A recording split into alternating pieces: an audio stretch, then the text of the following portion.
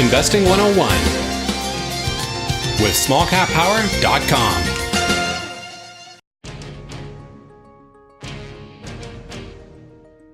There are different ways to arrive at a target price, but most of them are driven by what the analyst views as the intrinsic value of the company and where they think the company will be at least a year out from now. The target price, or in some cases as you may see, model price on a stock or any asset for that matter, is typically arrived using certain model.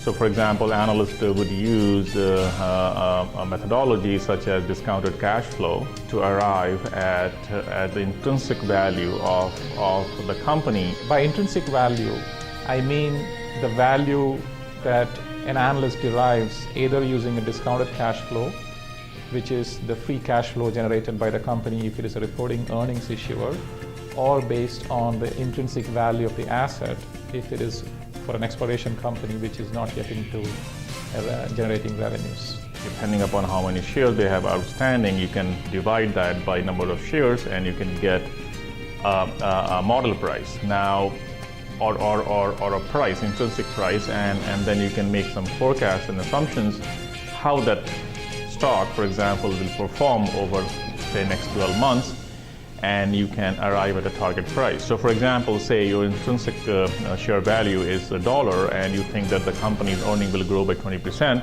you could say that the target price of the stock should be $1.20 because that is how that company will grow. Putting together a target price for a larger company, you have an advantage because the company's been around a long time and through different market cycles, so it's more predictable as far as putting together, where they think the company should be, under different comparisons and other metrics they use. Depending on the stage of the project, there's a lot of different ways that an analyst can justify a target price. Usually they use a combination of methods. If the company has a mineral reserve, of course there's been a pre-feasibility or feasibility study with economics and discounted cash flow, so they may say, okay, we're going to use 75% of the discounted cash flow basis, maybe 25% based on a peer's valuation of contained metal in the ground, things like that. Investing 101 with smallcappower.com.